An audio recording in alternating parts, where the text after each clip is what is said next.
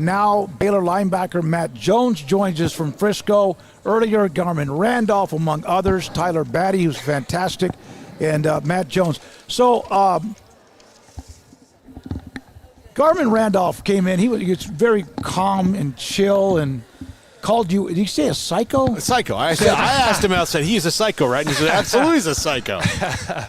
And the reason I asked him that is you, and this is what I've been impressed with you. You used to be good for a 15 about every other week. Yeah. You know, and then how did you learn how to channel it to, you know, because you had that aggression, you had that emotion, but to channel it and go like, okay, I'm going to take it to this point, and then now I know that, like, I sent the message that I wanted to send. As in what? Like, you know, instead of getting those personal foul, like getting those penalties, penalty, late instead hit. of getting those late hits and all that, like, how do you rechannel it to, like, the appropriate level of intensity? I know what you're talking about now. I remember those 15 yards on Breece Hall. I remember TCU taking the helmet off and then went viral on Instagram. So, yeah, I know. After those, I know Aranda really kind of got my ear about it. Don't need those personal fouls. You know, those personal fouls won't look good to NFL scouts or teams. So, you know, he really spoke to me, got my ear about it. And then ever since then, I really don't know. I just used to play like bats out of hell and just did not care what happened. Yeah. And then once he like pulled up a script of all the penalties per game, and then, you know, my name's on there for 15 and stuff like that. I was like, I can't do that no more. That's hurting the team. That's hurting the team. So it's just, I think what really helped me, the reason I was grabbing helmets and stuff, I was tackling way too high. Okay. So I think when Aranda came in and helped out, he got my body low, my hips low, and I didn't do it again no more. Okay. You got maturation, right? Yeah. Like as a player, as a person, all that stuff. Yes, what's life been like since the bowl game? I know not the outcome you guys wanted, but 8-5 season. Just how did you feel about that? And now everything just moving forward, getting ready for a day like today. Yeah, no, it was life changing. You know, going from 2-4 and then winning out, and then of course losing the bowl game. But shoot, minus the bowl game, just winning out with the team and coming over that adversity and pulling through. Whenever there's a lot of, in the beginning, you didn't see anyone wanting anything to do with any of this team no more, and then just seeing the change. The change was just, I've never seen nothing like that in my whole career of football. So that was phenomenal. That was fun to see.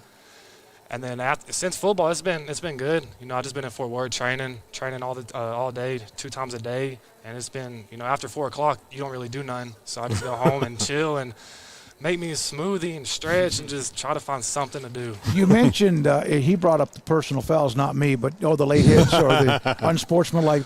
The TCU one, was that the one that was on the sideline? I even maybe said something because it was at a critical moment, wasn't it? It was a critical moment.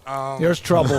There's trouble. No, it was a critical moment. I know I just overran him. Helmet came pulling off. And if you go on Instagram, actually, it's kind of going viral. I remember maybe a month ago, I saw it on Instagram. It had maybe 300, 200 views. And then I looked the next day and it had 30,000. Oh, jeez. And then everyone at Apex saw it. They were giving me heck about it. Everyone just saw it and just was giving me heck about it. Yeah. You played fast and furious, like you said. Yes, sir. That's how I play. Bat out of hell. Yes, sir. So Garmin told us that, like, you guys, especially the veterans, knew you had confidence in the ability of this team and you guys weren't finishing.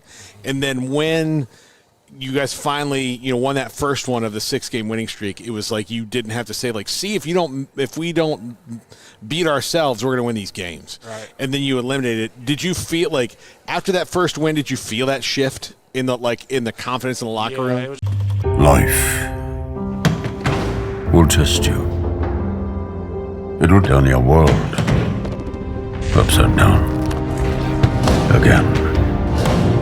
And again. And again. The only way to hit back is to stand up. Stand up every time and say, I'm not done.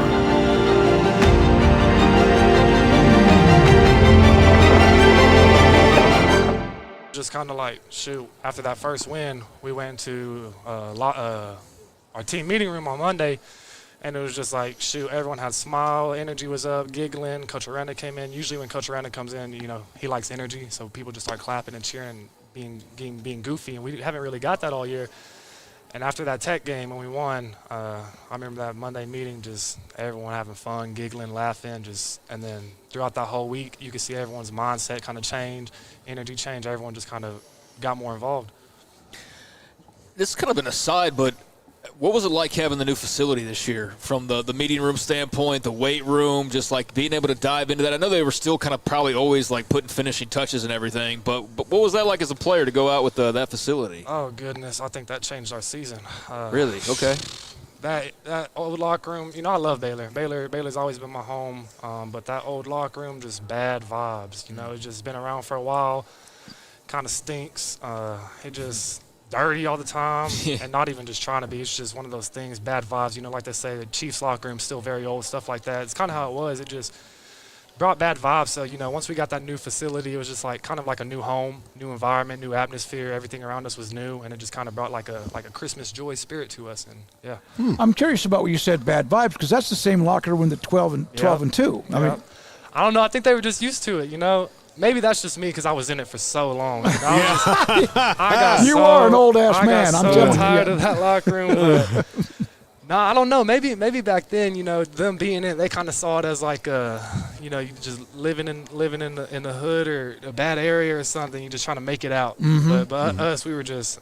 Me especially, I was tired of it. I just wanted to get out. Yeah. Well, and then you can see it like every day you go and you see the new one being built. So then it makes you probably more impatient than someone who's just driving past it once in a while. Yeah, you're just like, I can see like they've got doors now, like there's lights on, like the plumbers are there. Like, can we just get in that room? Right? I remember them telling us, it's gonna be done in July. June comes around, we're waiting for it. August. We'll get in August. So, we just kept waiting. Were you blown away by the amenities? Oh, yeah. Because I've been in it. I was able to take a tour, and it is, it's phenomenal. Yeah. It's phenomenal. Here's a life lesson for you, Matt. When you own a house or build a house, they're going to give you arbitrary deadlines. They don't make any of them. Ever. Like when you have to have something fixed, they'll be like, oh, yeah, a couple days. Yeah, it's never that. It's never that. So Good I always add like 2 months. Okay. Just started 2 months. But I will tell you, when they were building it, I wanted to see it so bad that me, Jaden Maronin, Josh White, Brooks Miller, if you wanted to go in there, you had to have a hard hat on. We went and found a hard hat somewhere. We were the only ones in there walking around, just exploring it all, walls down, everything. Yeah, so it was pretty cool to see it. So today, what was it about for you? What did you want to show? What did you want to, get done, I guess? And then how do you feel like how the day went? Yeah, it went very well. I felt like I did what I wanted to do. I wanted to get out there and show the scouts that I could move. In the season I was 240, 242, and I know a lot of them saw me as kind of being heavy and sluggish. And I know a lot of them had me expected to come in here, run a 4.7, 4.8, and be kind of slow. But I came in here. My dad texted me and said they had official 4.60, which I'm going to check for sure. But they had me at a 4.59, and I guess they gave me an official 4.60. So just coming in here and showing the scouts that I'm not slow. Even NCAA, oh my gosh, they had me so ridiculously slow. They need to turn me up a little now. You can't did you throw the game away? Like you just threw it? No, I didn't. I can't throw myself away. How was that to just be in the game? It's cool. Before you go out, especially playing as a little kid. You see RG3 and all these people in it, and then they went away with it for a while, and getting into college, like, dang, I want to do it, and then it was cool to get it my last year of college. Final year, and I got it. So that was a dream come true. How many national championships did you win? Oh my gosh, Cooper Lanes had my Heisman with like 50 sacks on the season. I was like, that's so unrealistic. But no, it's cool. You went to Odessa Permian in Odessa, yes, and we know all the history there. And it hasn't been quite the same than when the movies and the books and Buzz Bissinger and all that. But it's got this historical. There's mojo. It's got that steam still. What was it like to play at that school? A blessing. Just like the movie, growing up as a kid out there, I watched that movie growing up from like 6 years old until the end of high school, just every year before the football season started, I'd watch Friday Night Lights. So growing up as a kid, just seeing that movie, going to the games, going to everything, that was like my dream. Go play for Permian, go play at Ratliff Stadium, go play, do what I wanted to do over there. So it was phenomenal. It was a great blessing. I'm glad I went there. They got me ready for this, especially with my toughness and all that. Was there ever a burden about playing at Permian and the expectations and the thirst of getting back? Yeah, Coach Ellison, he's not one to play with. He came from North Shore, so real. You think of like Army and Navy and all the discipline they do. That's Permian. We're out there and straight lines, hands behind the back, just positions, and he's very big on the discipline and the mindset. Matt Jones of Baylor with us on 365 Sports. Have you seen Landman yet? Do you watch it? I finished it off. You're watching a show being made in your hometown, it's kind of cool. That's gotta be trippy. It's cool, yeah. Especially with having family stuff who do that as a career. Oh yeah, it's kind of cool. Yeah. Matt, how different is the college football that you joined as a freshman from the college football you left 6 years later?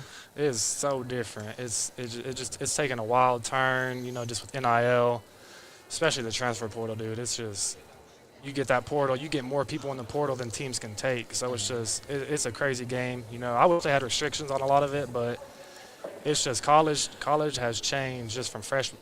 I think college has made the biggest change from my freshman year to now. It's been the same. Yeah. COVID, NIL, transfer portal, the EA Sports. Everything. It's just. Is it too much to digest, or is it what it should be? No, I think it's what it should be, especially getting people ready for the league. You got all the endorsements, you got all the business side of it, so it helps get you ready, but shoot, it could break you too. I've seen it break a lot of kids, just blowing the money, getting their heads too big with it, thinking, I got this NIL check, I'm good, I could chill, I'm good for life. No, you're not. You're good for the season. Yeah, that happens to adults too. Yeah. So. Okay. Garmin, I mean, it's true. It does happen in real life. But, Garmin said, that had an effect in the locker room at times for you guys. I mean, just kind of the different, I guess, mentalities in terms of dealing with those types of things. Some guys maybe feel like they are resting on their laurels a bit, and then, that creates issues. I mean, do you feel like that was something that you also saw as well from your perspective? Yeah, I definitely saw that. I know a few people, they got big NIL deals, and then, previous years they were our top players, and then this past year they didn't do nothing. I'm not going to name names, but they didn't do nothing because they got that check and just kind of stayed complacent. But that's with every school. It ain't just Baylor. Yeah. Every school. There's always kids like that. They get the money and they're like, I got money. I'm good. I'm just gonna chill until I gotta figure the next thing out. So should players get NIL after the fact, or based on performance, or because NFL players sign contracts for what they've already done most of the that's what I'm time? gonna say. I think it should be based off what they've done before. I know a lot of kids came in and they valued this kid. There was kids coming in. Transfer portal, stuff like that, who hadn't played or did anything, and they were getting valued, not by Baylor staff, but just valued more at a NIL value than me, and I've been there 5-6 years. So, yeah, I know a lot of it's a whole wild ball game, and I know they throw money at you to get you there, and then it's a wild ball game. Yeah. Anyone ever ask you, did you ever get tampered with? No. Yeah. Whoa. Yeah. You're free and clear, but You know what the name of school? Shoot, don't we all? Don't we all? Yeah. Okay. Don't we all? It happens everywhere. It's not just a secret. It happens. So was it from a third party? Yeah. Wasn't from at school, because No. then you could just copy and paste it. That's how you get around it. Right. Yeah. That's how you get around it. Yeah. Yeah. There you go. Good for you. Hi, I'm Frank. Yeah. I represent so-and-so school. Yeah. But is it literally like Unofficially. is it like we picture though? Obviously we're not naming it, but it's like you get a DM one day and then it's like, or Shoot, they'll send people who aren't even on staff. They'll send people who just trying to connect with you and really get their word to you, and it's like they're not telling you directly. It's someone else. So yeah. Yeah. Yeah. So is Baylor set up to continue what we saw in the last half of the year, despite LSU? Is it set up to continue this, or is it an every other year roller coaster? No, you'll see Baylor in December this year at the AT&T. I believe it. Sawyer, I know he's gonna take control of that offense. Everybody loves the guy. That's my dog, dude. I texted him. He texted me 2 days ago to check up on me, and I miss him. He sat right across from me every day, and I miss that dude. how hurt was he that we weren't even aware of during the? I mean, I think we knew he was dealing with some injuries, but was he more banged up than maybe people realized? Yeah. Y'all don't even know how banged up he was.